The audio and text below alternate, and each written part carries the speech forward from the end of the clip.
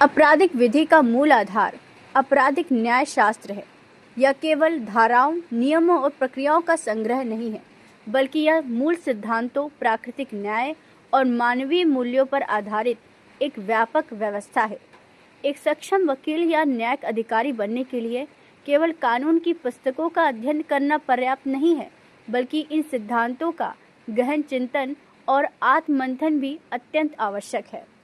वर्तमान समय में अनेक कानून, धाराएं और प्रक्रिया लागू हैं, जो देखने में बोझिल प्रतीत हो सकती हैं। लेकिन यदि हम यह समझने का प्रयास करें कि कानून क्यों बनाया गया, किस उद्देश्य से लागू किया गया और उसका मूल भाव क्या है, तो यह बोझ नहीं बल्कि एक सशक्त साधन बन जाता है। एक अच्छा वकील केवल वह नहीं होता जिसके पास बहुत सारी किताबें हों या एक बड़ी लाइब्रेरी हो या जिसे सभी धाराएं कंठस्थ हो। वास्तव में एक श्रेष्ठ वकील वह है जो कानून के मूल सिद्धांतों को समझकर, उनसे जुड़कर और उन्हें आत्मसात करके कार्य करता है।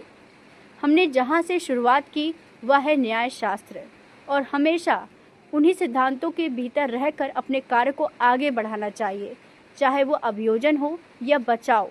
दोनों में से इन मूल सिद्धांतों का पालन आवश्यक है।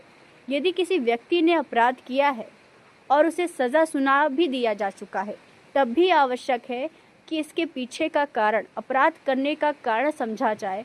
कानून के अनुसार उसे जितनी सज़ा मिलनी चाहिए उतनी ही दी जाए, और यदि उसे किसी प्रकार का वैधानिक बचाव मिल सकता है तो उसका पूर्ण प्रयास किया जाए।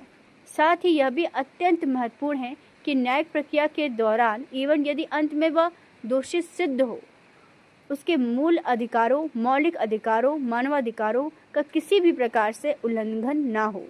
इन सभी बिंदुओं के प्रति सजग रहना ही एक सच्चे और संवेदनशील विधिक पेशेवर की पहचान है।